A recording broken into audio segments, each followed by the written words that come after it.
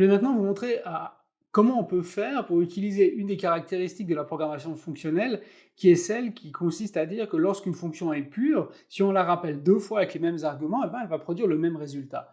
Donc ici, en fait, la fonction isPrime va être appelée un très grand nombre de fois, parce que lorsqu'elle va être dans la boucle ici, on va calculer pour toutes les valeurs de 1 jusqu'à max et de 1 jusqu'à max, donc on va faire ça max au carré fois, eh bien, on va calculer ici cette somme de i plus j pour voir si ce nombre i plus j est premier ou bien pas. Et donc, on va rappeler souvent isPrime pour les mêmes valeurs.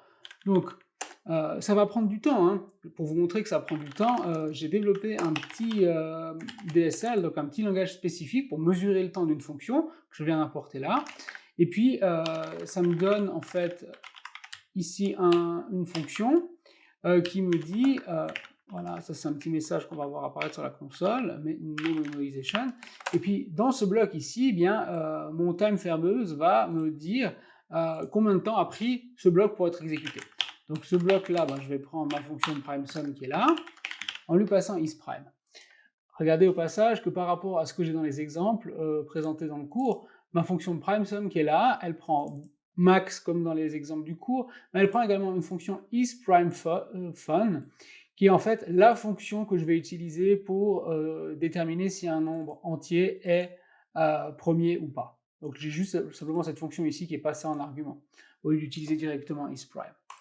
Alors, si maintenant je passe isPrime, donc ma fonction pas optimisée là-haut, un peu naïve, et que je mesure le temps qu'il faut pour exécuter ce code, eh bien, vous voyez, pour exécuter ce bloc, il faut à peu près 1 seconde, 1070 millisecondes. Si maintenant j'utilise un framework de mémorisation, il y en a plusieurs, mais ici j'utilise scalaz.memo, eh bien, je vais peut-être mettre ça là-haut, ça je les importe partout pareil, et que je vais simplement doubler ce bloc, eh bien,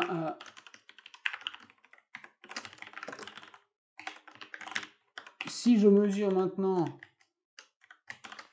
la fonction optimisée, je vais l'appeler memo isPrime, ben ça va aller plus vite. Alors comment je crée cette fonction memo isPrime? Cette fonction memo isPrime, en fait, elle va être faite par mon framework de mémorisation. Mon framework de mémorisation, tout d'abord, je lui dis, eh bien, ok, j'ai besoin que tu me prépares une HMAP immutable qui va mapper un entier vers un booléen, parce que la fonction que je veux optimiser, elle va mapper un entier vers un booléen. Puis cette HMAP, elle va me dire, ok, pour cet entier, il y a cette valeur booléenne qui a été calculée. Et puis, à partir de cette HMAP-là, je fabrique ma fonction de mémorisation. Je fais ça comme ça. Et en fait, ça me fabrique une nouvelle fonction, memoisPrime, qui va mapper un entier vers un booléen. Et c'est ça que fait le framework scalaz.memo, c'est stocker en mémoire les valeurs des fonctions qu'on lui donne, et fabriquer des nouvelles fonctions avec ça. Donc maintenant, si j'exécute ce code, on va voir combien de temps prend cette fonction mémorisée. Alors ça va être plus rapide. Vous voyez, là on a 21 millisecondes pour faire le calcul au lieu de 1000 millisecondes, donc on a un facteur 50 entre les deux. Bien entendu, tout ça au prix de la mémoire.